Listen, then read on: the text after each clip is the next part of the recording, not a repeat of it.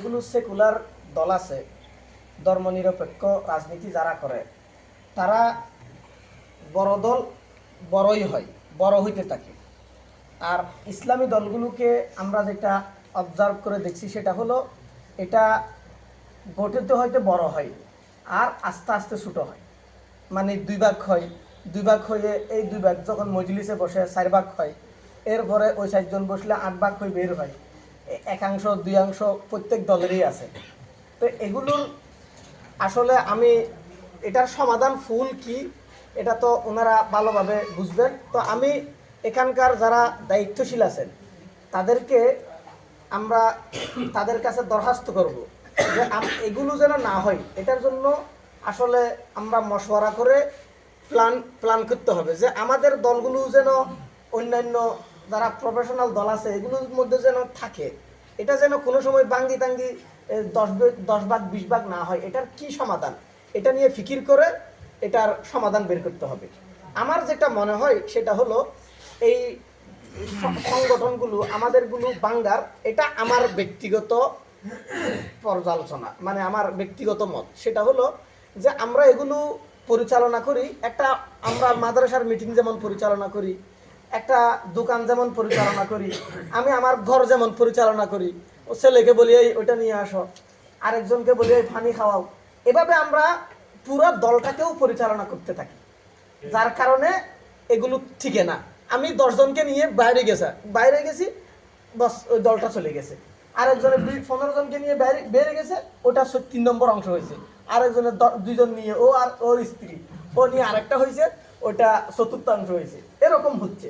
তো এই জন্য আসলে আমাদের এগুলো হওয়ার পিছনে একটা মূল হলো আমাদের গঠনতন্ত্র মজবুত না, আমাদের নীতিমালাগুলো আমরা ঠিকভাবে ফলো করি না। কথার কথা, আজকে একটা অনুষ্ঠান হচ্ছে, কিন্তু এই অনুষ্ঠানের মধ্যে উপস্থাপনা কে করতেছে? কথার কথা, আমি এটা নতুন হিসেবে হইতে পারে, কিন্তু আমাদের সামনের যেগুলো হবে এটার জন্য আমি বলতেছি আর কি। নতুন হিসেবে এগুলো হইতে পারে, কিন্তু একটা উপস্থাপনা কে করবে, কে কোথায় বসবে, কে কি বলবে, কতক্ষণ আগের থেকে কে কথা বলবে, কার সময় কতক্ষণ হবে, কি বিষয়ে কথা বলবে, কথার কথা আমাদের এজেন্ডাগুলো কি কি, এরকম একটা নিয়মতান্ত্রিক জিনিস হইতে হবে।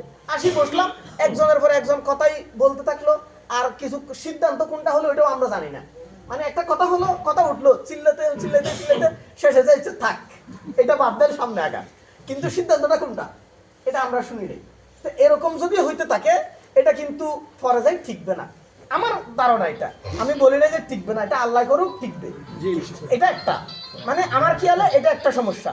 2 নম্বর যেটা সমস্যা সেটা হলো আমরা আমাদেরকে নিয়ে, আমি, আমার স্ত্রী, আমার 2টা ছেলে, এরা মিলিয়ে দল বস। আর নইলে আমার মসজিদের যদি কোনো সেক্রেটারি সভাপতি থাকে, উনি দল। মানে কোনো সাধারণ লোকের সাথে আমাদের কোনো সম্পৃক্ততা নেই, গণসংযোগ নেই। যার কারণে এটা দলের কোনো, আমি মনে করি না যে এটা একটা দল। মানে আমি নিজেই মনে করি না আমি কোনো দলের কিছু, কারণ আমি তো চিনি যেগুলো আমার ছাত্র।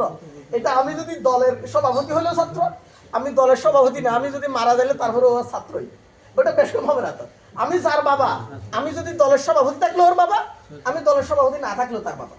আমি যার উস্তাদ, দলের সভাপতি হলেও উস্তাদ, সভাপতি না হলেও উস্তাদ। তো আমরা দলটাকে ওভাবে রাখি, আমার মুরিদদেরকে নিয়ে একটা দল, আমার পরিবারকে নিয়ে একটা দল। তো এগুলো বাংলাও কিছু না, থাকলেও কিছু না, এই দলকে কেউ গণেও না। এগুলো কাজে আসে ওই বিভিন্ন যেখানে যেখানে দলের নাম দরকার, যার মধ্যে পত্রিকার মধ্যে কি কি দল অংশগ্রহণ করছিল, ওই নামের মধ্যে এগুলো কাজে আসে। কাজের মধ্যে কোনো, এগুলো হলো কাগজের ফুল, মানে বাস্তবে গ্রানওয়ালা কোনো ফুল, কোনো দল নয়, এরকম হয়। এই জন্য আমার খেয়ালে এই বিষয়টাও আমাদেরকে অবশ্যই গুরুত্ব দিতে হবে, উজুরও বলছেন। 3 নম্বর, আমি এগুলো কিন্তু আমার বিষয় নয়, এটা রাজনৈতিক বিষয়, এগুলো যারা রাজনীতি করে তারা ভালো বুঝবে। আমার যেটা বিষয় সেটা হলো, এটা একটা ফিকহি বিষয় যে গণতন্ত্র হালাল না হারাম। আমরা গণতন্ত্র ভোট দিব, ভোটের জন্য যখন আমরা যাব, আমাদেরকে মানুষ এই প্রশ্নটা করবে।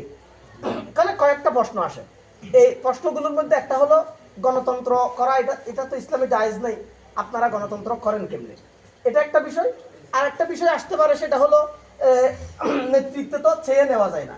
ইসলামের নিয়ম হলো, যাকে নেতা, যে নেতৃত্ব চাই তাকে আমরা নেতা বানাই না, আর যে নেতৃত্ব চাই না তাকে আমরা নেতা বানাই। হক রাসূলুল্লাহ ইসলামের এটা হলো আদর্শ, এটা আমরা জানি, এখন তো হাদিস বলারও সময় নেই, তো যাই হোক, তা আমি এই বিষয়টা স্পষ্ট করতে চাই। গণতন্ত্র হারাম, এটা কিন্তু অনেক আলেমদের মধ্যেও এই বিষয়টা স্পষ্ট নয় আমার খেয়াল মতে। তো এই বিষয়টা হলো আসলে গণতন্ত্র হারাম যারা বলছেন, ফতোয়া দিচ্ছেন, কোন এক গণতন্ত্র শব্দ রাসূলুল্লাহ সাল্লাল্লাহু আলাইহি ওয়াসাল্লাম বলে দিচ্ছেন যে আল জুমহুরিয়াতু হারামুন, এরকম কোনো হাদিস আলোকে না, হাদিস কোরআনের আলোকে না। এটা গণতন্ত্রের মধ্যে কি কি জিনিস আছে, গণতন্ত্রের উপাদানগুলো কি কি, ওগুলো দেখে বলা হয়েছে যে গণতন্ত্রটা হারাম। তো গণতন্ত্র, যে গণতন্ত্রের ব্যাপারে হারামের ফতোয়া আসছে, ওই গণতন্ত্রের উপাদান হলো 1 নম্বর সকল ক্ষমতার উৎস জনগণ, এটা কিন্তু গণতন্ত্রের উপাদান একটা। 2 নম্বর সংসদ সদস্য যারা হয়, যারা আইন প্রণেতা হয়, তারা আইন প্রণয়নের ক্ষেত্রে পরিপূর্ণ স্বাধীন, তারা নিজেরা বসে যেটা সিদ্ধান্ত নিবে, সংখ্যাগরিষ্ঠ সংসদ সদস্যরা যে নিয়মটাকে বলবে, যেটাকে বলবে ওইটাই আইন হবে। এই দুইটা হলো গণতন্ত্রের মধ্যে কুফরি উপাদান। আমি কথা বুঝাইতে পারতেছি কিনা, মানে এই দুইটা হলো গণতন্ত্রের মধ্যে কুফরি উপাদান। তো এই কুফরি নীতি, তো যারা বলছে গণতন্ত্র হারাম, এরা বলছে যে এই কুফরি, এই দুই নীতিটা হারাম। এখানে গণতন্ত্র মানে বেশি লোকে যাকে চায় তাকে নেতা বানানো হারাম নয়। আমরা তবলিগের মধ্যে মশওয়ারা করি, তবলিগের মধ্যে যখন মশওয়ারা করি, বেশি লোকে বলে যে অমুকে তালিম করলে ভালো হয়, আমির সাহেব ফাইসলা দিছে অমুকে তালিম করলে ভালো হয়, তাহলে গণতন্ত্র হয়ে গেল, হারাম হয়ে গেল? হয়ে গেছে না, বরং ওইটাই করতে হয়। আমরা যতগুলো কাজ করি সবগুলোর মধ্যে কিন্তু আমরা সংখ্যাগরিষ্ঠদের রায়টাকেই আমরা প্রাধান্য দেই।